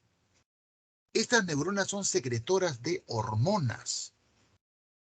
Por eso es que el hipotálamo, a pesar de ser un órgano del sistema nervioso, es considerado también como una glándula endocrina. Estas neuronas producen hormonas. Dos, la hormona antidiurética o también llamada vasopresina y la oxitocina. Dos hormonas. Esas hormonas producidas por estas neuronas bajan por el axón y se almacenan en el lóbulo posterior. Y es desde aquí, desde el lóbulo posterior de la hipófisis, que es vertida estas dos hormonas, la vasopresina y la oxitocina, a la sangre, para que hagan su acción. Por esa razón, por su relación con el hipotálamo, en el sentido de que almacenan las hormonas producidas por el hipotálamo, a este lóbulo posterior, los biólogos le llamamos neurohipófisis. Por eso, neurohipófisis. Porque almacenan las hormonas hipotalámicas, que son la vasopresina, u hormona antidiurética, y la oxitocina. Cuando la neurohipófisis suelta la sangre vasopresina, cuando la persona está sometida a deshidratación. Hay varias situaciones en las cuales una persona sufre deshidratación crítica. En esa circunstancia dramática para una persona, pues se puede morir, la neurohipófisis suelta la vasopresina u hormona antidiurética, la bota a la sangre. Esta hormona llega al riñón y para el riñón la presencia de la hormona vasopresina es la señal que dice recupere el agua, no botes agua en la orina. Así que el riñón, el agua que ya estaba en la orina la reabsorbe, la regresa a la sangre para evitar que la persona muera, siga deshidratándose. ¿Ya? Esa hormona antidiurética o vasopresina es una hormona hipotalámica, no es producida por la hipófisis. La hipófisis todo lo que hace es la almacena, nada más, y de ahí la suelta. La otra hormona hipotalámica es la oxitocina. Esta hormona es soltada por la neurohipófisis a la sangre cuando la mujer va a dar a luz. Una mujer que está previa al parto necesita que su útero empiece a contraerse. Esa hormona que produce la contracción del músculo uterino para fomentar el parto, el nacimiento del bebé, es una hormona hipotalámica, la oxitocina. Y además, esta hormona hipotalámica llamada oxitocina, a la vez que favorece el parto de la mujer, también estimula la proliferación de las glándulas mamarias, preparando a la mujer para la lactancia. Estas tres hormonas, repito, no son producidas por el lóbulo posterior, sino son producidas por el hipotálamo, la neurohipófisis. Entonces, el lóbulo anterior es la parte secretora de la hipófisis. Acá en el lóbulo anterior no se van a producir las hormonas trópicas, ¿no? Una de ellas, eso ocurre cuando estas neuronas de acá vierten sustancias que estimulan a que la adenohipófisis secrete cualquiera de estas hormonas. Estas hormonas, repito, son llamadas, voy a escribir el nombre, porque creo que no está en la transparencia que nos han puesto. Acá lo voy a escribir. Grande. Se llaman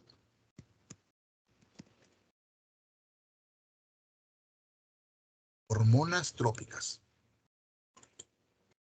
¿Ya? Estas sí son producidas por la hipófisis. Son netamente hipofisiarias. Una, la hormona tirotrópica.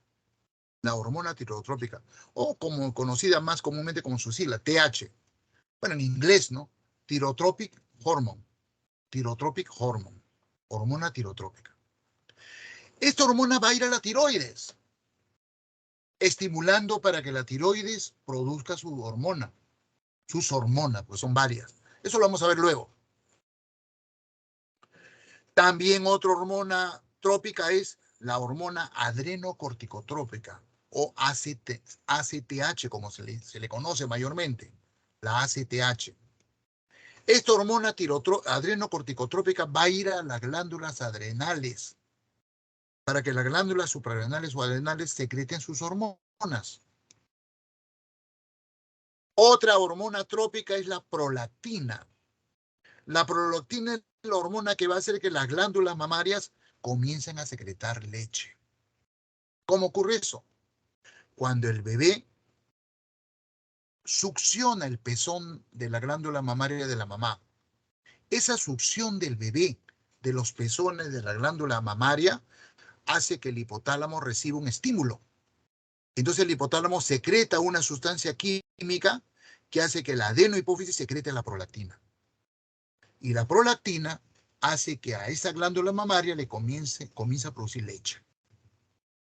Otra hormona trópica producida por la adenohipófisis es la hormona SH, hormona somatostatina. Somatostatina. Es la hormona de crecimiento. La SH. Esta hormona es la que va a estimular el crecimiento de huesos, de músculos. Cuando un individuo durante la niñez no produce hormona SH o somatostatina, el niño no crece y produce una enfermedad que se llama enanismo. Si este niño o esta persona llega a la adolescencia, a la pubertad y alcanza la juventud, debe dejar ya de producir hormona somatostatina, pues ya no tiene que seguir creciendo. Y sin embargo, su hipófisis sigue produciendo somatostatina, sigue creciendo. Esa enfermedad, esa disfunción, esa enfermedad fisiológica se llama gigantismo, ¿no? Entonces, ni mucho ni poco, lo que está determinado por la raza a la que pertenecemos, ¿no? Anglosajón, etc. Messi, ahora que está de moda el fútbol, tenía problemas con esta hormona en su hipófisis. Se iba a quedar enanito.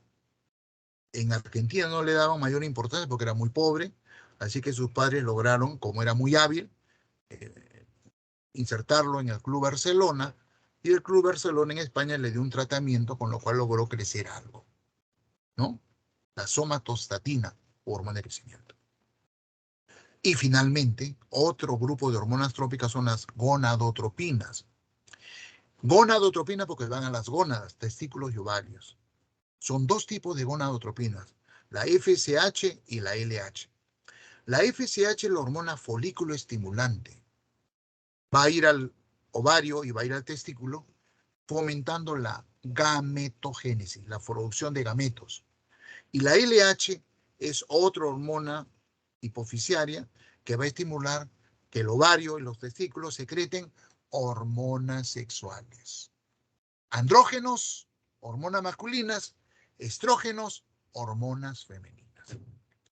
Esas son, pues, estimados alumnos, las hormonas trópicas u hormonas hipofisiarias producidas por la hipófisis. Listo. Terminamos con la glándula más importante, las dos glándulas más importantes del sistema endocrino, la hipófisis o pituitaria y el hipotálamo. Vamos a hablar ahora de esta glandulita de acá. Esta glandulita está hacia atrás, hacia la parte de la nuca, ¿no? Cerca al cerebelo. Este es el cerebelo. La glándula pineal o glándula pituitaria. Esta glándula secreta una hormona que es la responsable de los ritmos biológicos, o también llamados ritmos circadianos. ¿Qué son los ritmos circadianos? Son los ritmos biológicos que determinan que un animal o una persona, en este caso, descanse, repose y tenga actividad.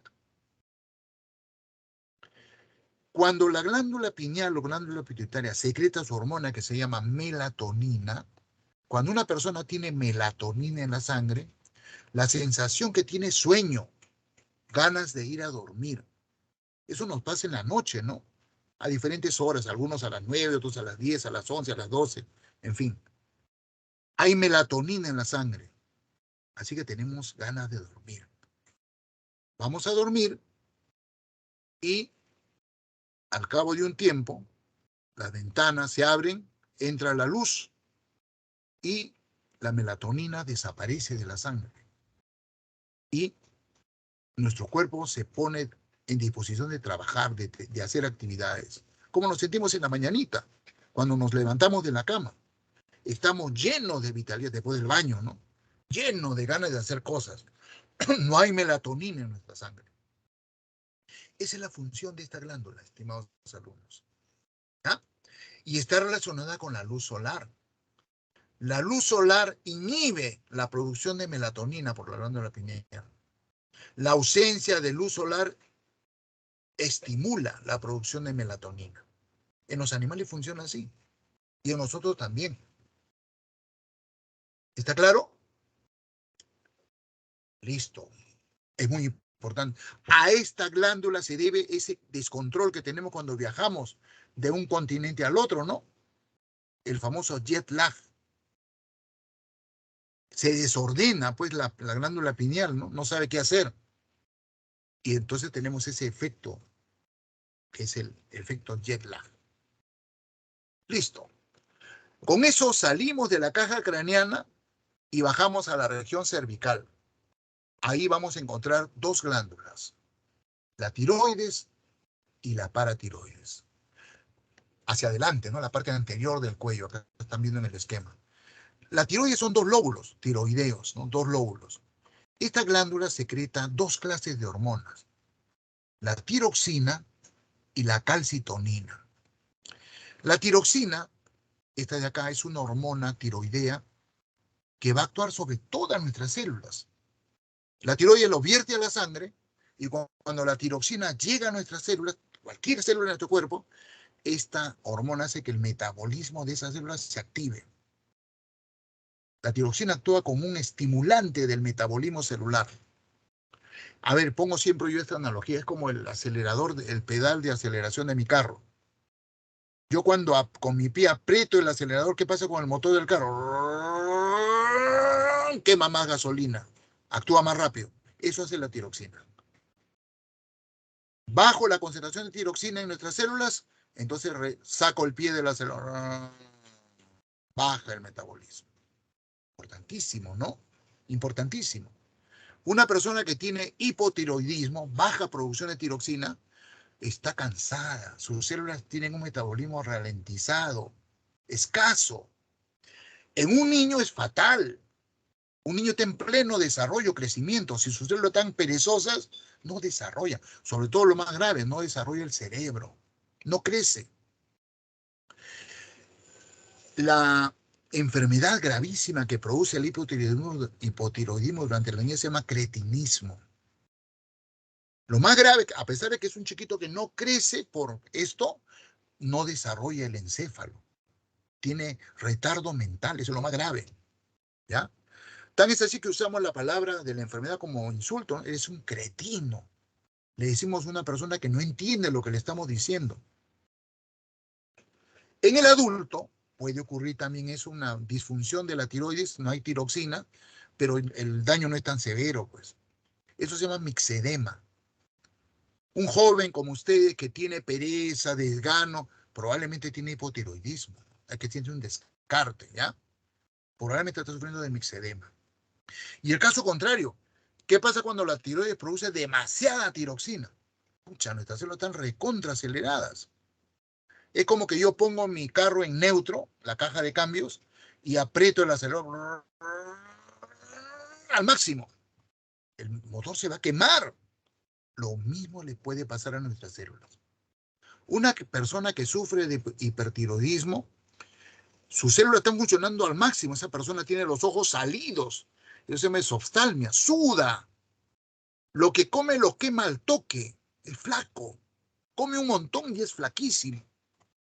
Es peligrosísimo. Esa persona se va a morir.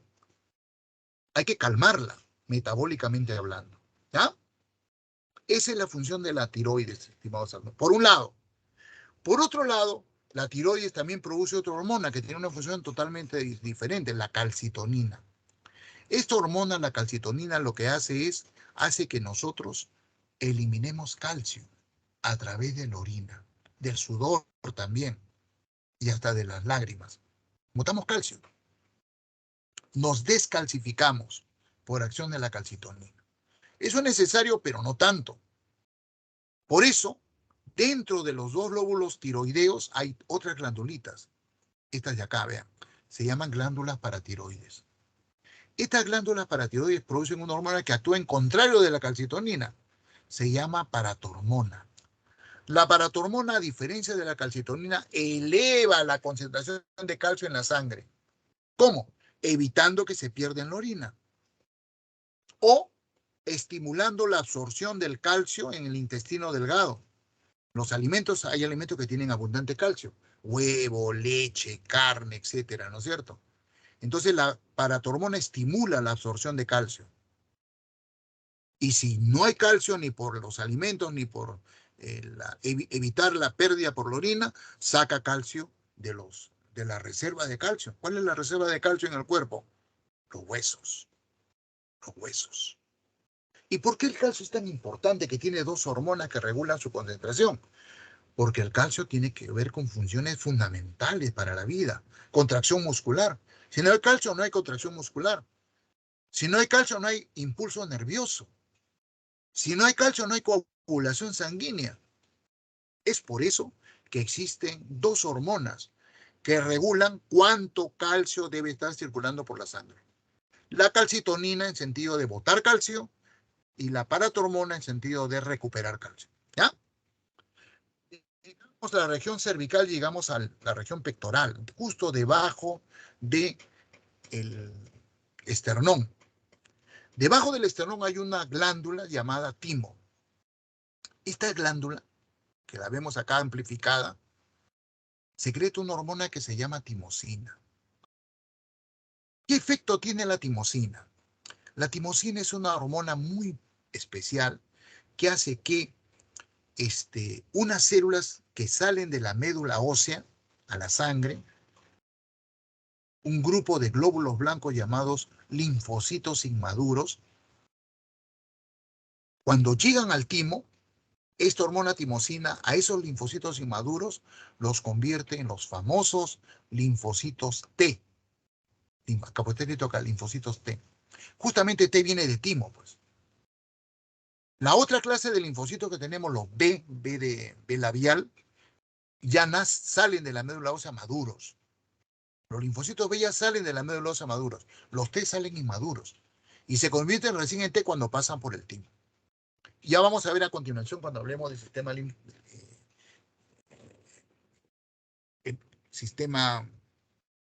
inmune, la función de estas células, ¿ya? Las glándulas suprarrenales o glándulas adrenales producen hormonas que nos permiten reaccionar ante situaciones de emergencia, de estrés, por ejemplo, producto de una enfermedad infecciosa, un traumatismo, un accidente, ¿no? Un derrame sanguíneo, una fractura de pierna. Estas glándulas nos permiten sobrevivir. Son muy importantes. Están ubicadas sobre los riñones, son dos glándulas, una sobre un riñón y la otra sobre otro riñón. Pero en realidad, cada una de estas glándulas son dos glándulas en una. La corteza suprarrenal y la médula suprarrenal.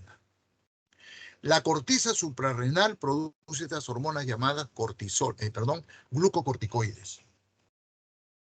Un ejemplo de glucocorticoide es el cortisol. ¿Qué es lo que hace cuando la corteza de la glándula suprarrenal secreta cortisol en la sangre? La glucosa sube de una manera espectacular en la sangre. Ustedes se han dado cuenta que en situaciones de emergencia tenemos una fuerza tremenda. Un loco tiene una fuerza enorme. Es por estos glucocorticoides. Hay mucha glucosa en la sangre. Eso nos permite a las células musculares y nerviosas consumir bastante glucosa y producir mucho ATP. Y la otra hormona son los mineralocorticoides, como por ejemplo la aldosterona. Estos mineralocorticoides como la aldosterona lo que hacen es hacen entrar en acción rápida los iones a través de la membrana de nuestras células. Ion sodio y ion potasio. ¿Ya? Entonces, juntamente el cortisol con la aldosterona hacen que nuestro organismo entre en situación de responder a una situación de emergencia. ¿Y la médula qué cosa secreta? Adrenalina. Y ustedes saben lo que es la adrenalina, ¿no? Cuando hay adrenalina en nuestra sangre nos ponemos en fa, ¿no? Sumamente excitados, nerviosos, queremos reaccionar. Mucha adrenalina en la sangre. Entonces las glándulas adrenales o glándulas suprarrenales son recontra importantes, pues, ¿no? El páncreas es una glándula mixta porque por un lado secreta el jugo pancreático que tiene función en la digestión, pero también hay un componente celular en el páncreas llamado páncreas endocrino, los famosos islotes de Langerhans. No, acá está, islotes de Langerhans. Los islotes de Langerhans que están insertos en el páncreas con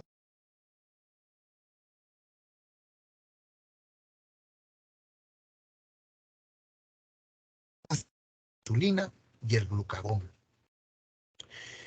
Las células beta de los islotes de Langerhans secretan la insulina y las células alfas el glucagón.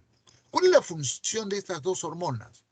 La insulina disminuye la concentración de glucosa en la sangre, mientras que el glucagón eleva la concentración de glucosa en la sangre. Lo primero, la disminución de la glucosa en la sangre se llama glucogenólisis. Y lo segundo, la elevación de glucosa, no, perdón, la disminución de glucosa en la sangre se llama glucogénesis. Y la elevación de glucosa en la sangre se llama glucogenólisis. ¿Ya? A ver, vamos a ver, ¿cómo actúa? La insulina lo que hace es la glucosa que está circulando por la sangre, la mete al hígado o a los músculos, haciendo que la glucosa se una a otra glucosa y a otra glucosa por enlace glucosídico. Y el producto final de la actividad de la insulina es glucógeno. La glucosa se almacena como glucógeno en el hígado y en los músculos por acción de la insulina. Entonces, hipoglucemiante. Hipo significa disminuye la cantidad de glucosa circulante en la sangre. Mientras que el glucagón hace lo contrario. El glucagón saca el glucógeno del hígado y le corta los enlaces y suelta glucosa. Eleva la glucosa en la sangre. Es hiperglucemiante. Hiperglicemiante. De manera que la concentración adecuada en la sangre circulando será la acción sinérgica de la insulina con el glucagón. Cuando una persona, su páncreas, no produce insulina, la concentración de glucosa aumenta porque solamente actúa el glucagón. Y cuando en una persona el glucagón desaparece y solamente actúa la insulina, se produce una baja de glucosa en la sangre.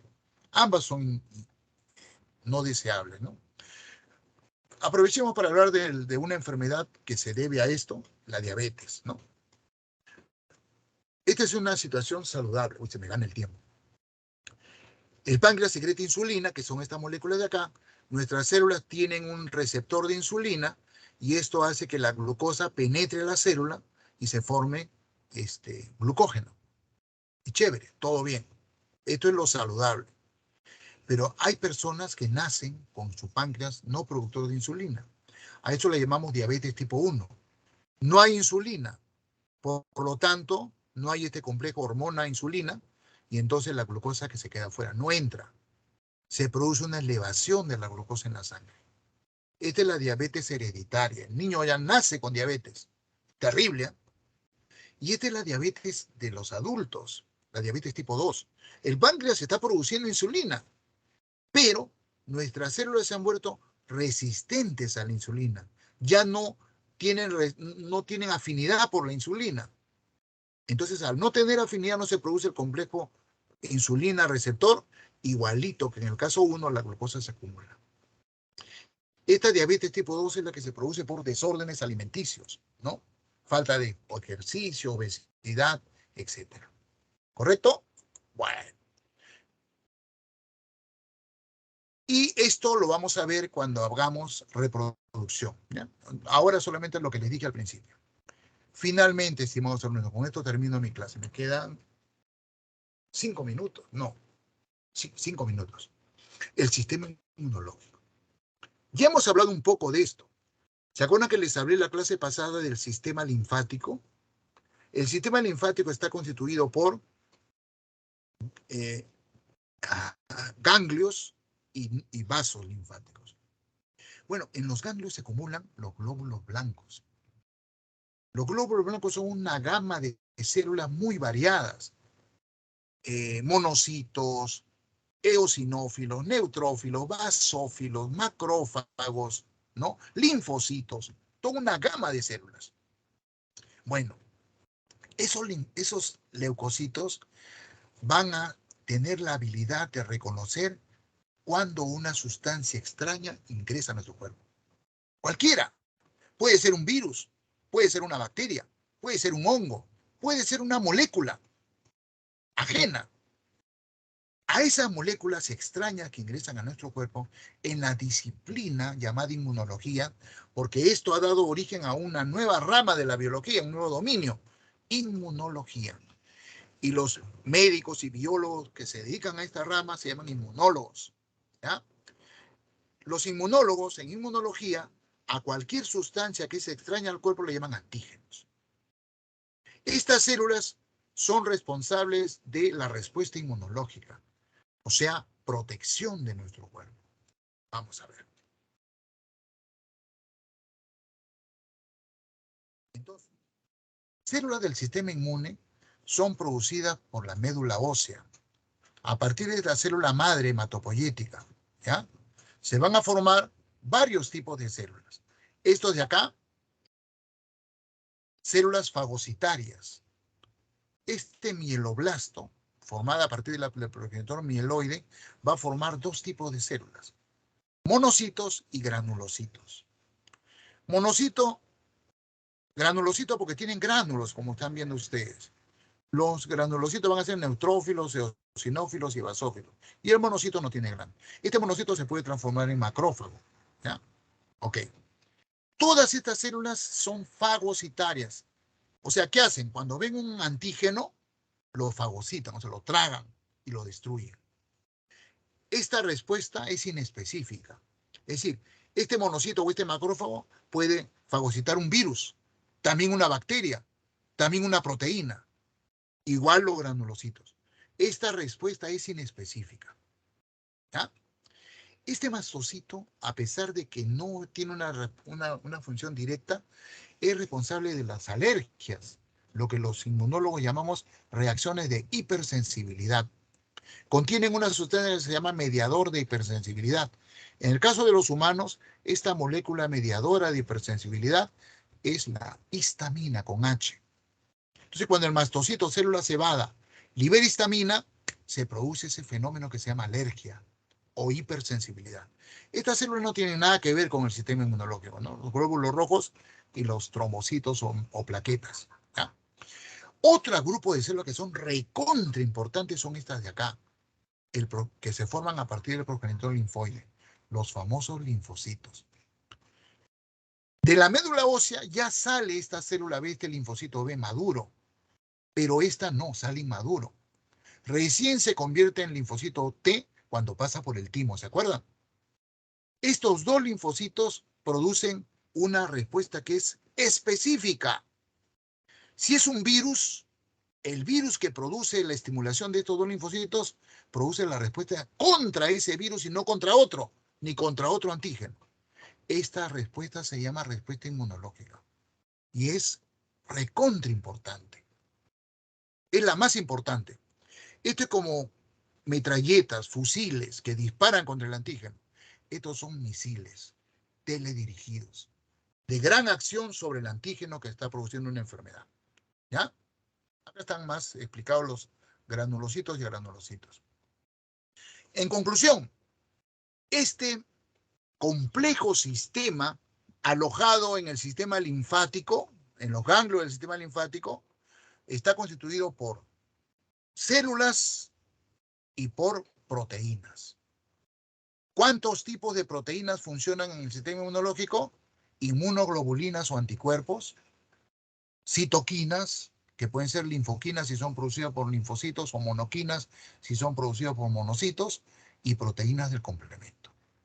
Todo esto es una disciplina, una ciencia biológica muy compleja. Entonces nosotros, gracias a ello, tenemos inmunidad. No solamente a las enfermedades infecciosas, sino a cualquier sustancia extraña que ingrese a nuestro cuerpo. Estimados alumnos, antes de ya estoy sobre la hora, ¿me regalan 5 minutos de su break, de su tiempo de break? Sí, profesor. Sí, disculpen que Sí, abuse de profesor. su confianza. Ya, chicos, para terminar esto. Entonces, al principio, cuando este sistema se comenzó a estudiar, se creyó que era un sistema diseñado por la naturaleza para protegernos de los agentes infecciosos. Eso era lo que se creía al principio. Pero no, es un sistema más general. Es un sistema que nos permite reconocer qué es nuestro y qué no es nuestro. Este es el sistema que permite que nosotros rechacemos trasplante de órganos, rechacemos injertos. Si a mí me hacen una transfusión sanguínea con una sangre que no es de mi grupo, yo lo voy a destrozar y me voy a hacer daño. Es un sistema muy importante, muy importante, ¿ya? Y nosotros, y el efecto de este sistema es lo que llamamos inmunidad. Hay dos tipos de inmunidad: inmunidad natural e inmunidad adquirida.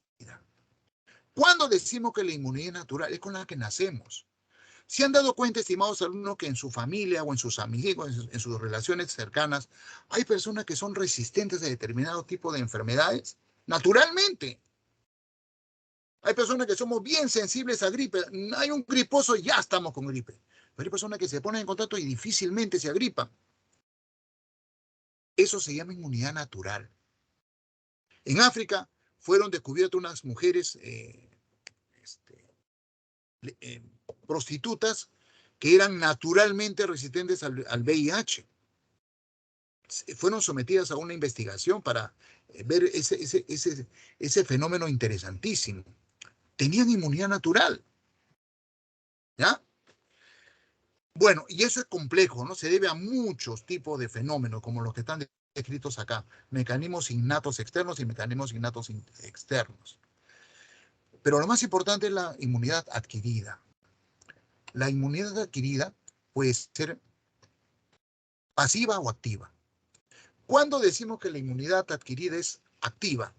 Cuando nuestro propio sistema inmunológico produce esa inmunidad. ¿Y cuándo decimos que es pasiva? Cuando nuestro sistema inmunológico no produce la inmunidad, sino una ayuda externa. ¿De acuerdo? Tenemos inmunidad adquirida activa cuando nuestro propio sistema inmunológico desarrolla esa inmunidad. Y pasiva cuando nos la prestan, alguien nos la regala. Nuestro sistema inmunológico no produce esa inmunidad. ¿Correcto? Bien. Dentro de los dos tipos de inmunidad adquirida, activa y pasiva, tenemos los dos, natural y artificial. ¿Cuándo decimos que la inmunidad adquirida activa es natural? Cuando, por ejemplo, hacemos una enfermedad. Estamos de moda el COVID. Por ejemplo, a mí me ha dado COVID hace 2 meses. ¿Qué ha pasado? El virus se metió en mi cuerpo. Y cuando se metió en mi cuerpo, mis células, estas células de acá, chaparon al virus, la reconocieron, tienen memoria. Produjeron anticuerpos contra el virus y yo me sané. Pero estas células linfocitos B y T han quedado con la memoria del virus. Ya están preparadas. Si otra vez ese virus ingresa a mi cuerpo, estas ya no esperan un tiempo, sino reaccionan al toque y producen anticuerpos. Ya estoy inmunizado. Por eso es que ahora yo me puedo poner en contacto con una persona que está infectada con el COVID y ya no me da la enfermedad, porque he adquirido inmunidad activa, natural. ¿Por qué natural? Porque me infecté naturalmente. Aerosoles ingresaron a mis fosas nasales y a mi boca y con ellos el virus. Hice la enfermedad y me inmunicé. ¿Queda claro, estimados alumnos? ¿Y cuándo se dice que no es natural, es artificial? Cuando me vacunan. La vacunación no es otra cosa que te inoculan el germen, en este caso el virus COVID, pero obvio no te van a inocular el virus activo. Es un virus inactivo o es una parte del virus. No sufre la enfermedad, pero igualito que en el caso anterior, quedas inmunizado. No es natural, es artificial porque te están inoculando el antígeno para que tú desarrolles la respuesta inmunológica. Entonces, natural es cuando tú haces la enfermedad y artificial mediante la vacunación. ¿Les quedó claro? Bien. Finalmente, ¿cuándo es pasiva? Cuando un bebé nace, su sistema inmunológico todavía no está activo. Tarda varias semanas en que se ponga activo, pero el bebé ya está expuesto a los gérmenes. ¿Cómo es que este bebé ya es inmune? Gracias a la mamá. La mamá, a través de la placenta, le ha pasado anticuerpos a la sangre del bebé. Así que este bebé ya tiene anticuerpos, pero no lo ha producido su sistema inmunológico, sino el de la mamá. Además, cuando la mamá le da de lactar, la leche materna tiene anticuerpos que refuerzan la inmunidad del bebé. ¿Esta inmunidad del bebé es activa o pasiva? Pasiva. No lo ha generado el propio sistema inmunológico del bebé, sino el de la mamá. Y es natural, porque la mamá le pasa a través de la placenta y a través de la leche. No es una vacunación, es natural. ¿Y cuándo se dice que es artificial la inmunidad pasiva? Por ejemplo, si a mí me muerde un perro y ese perro lo metemos en un centro antirrábico para que lo observen y el perro al cabo de un tiempo muere, tiene rabia. Eso significa que yo tengo la rabia, ya tengo el virus de la rabia. No me pueden a mí inocular el virus para... No, ya estoy ya contra el tiempo. A este caballito lo han infectado con el virus de la rabia. Así que este caballo ha hecho anticuerpos contra el virus de la rabia. Le sacan la sangre al caballo, separan el suero, y ese suero del caballo que tiene anticuerpos contra el virus de la rabia me inoculan por vía intraperitoneal. Esos anticuerpos que ha producido el caballo inactivan al virus de la rabia que yo ya tengo y me salvo, ya no me muero. ¿Qué tipo de inmunidad me han pasado? Pasiva, artificial porque me han inoculado. ¿Se dan cuenta ustedes, estimados alumnos, los 4 tipos de inmunidad? Natural activa, artificial activa, natural pasiva y artificial pasiva. Listo, hemos terminado la clase. Ya me cortaron, creo. Profesor, una pregunta. Dime. En las proteínas del complemento, ¿qué es lisis? ¿Lisis? Ajá. ¿Qué es lo que Ya. causa a las células? Lo que pasa es que los anticuerpos se unen al antígeno. ¿Correcto? Si mi puño es el antígeno, mi brazo es mi mano es el anticuerpo, ya está, antígeno, anticuerpo, ¿correcto? Pero el antígeno no le pasa nada. Viene el complemento, se pega a ese dúo y el complemento es lo que hace que se lise el antígeno. Si no hay complemento, por más que el anticuerpo haya captado al antígeno, no hay lisis del antígeno. ¿Te queda claro? Lisis, pero ¿lisis qué es? Del antígeno. El antígeno a veces es una célula. Cuando una célula se rompe, se llama lisis. Ah, ok, profesor. Ya, gracias. ¿Sí? Listo. Y finalmente, chicos, les voy a dar la clave del ejercicio. Número 8, ¿ya? Rapidito. Atentos. Pregunta número 1, E de elefante. 2, B de bueno. 3, C de Carlos. 4, A de Alberto. 5, C de Carlos. 6, D de dedo. 7, B de bueno. 8, B de bueno. 9, E de elefante. 10, D de dedo. 11, C de Carlos. 12, B de bueno. 13, A de Alberto. 14, B de bueno.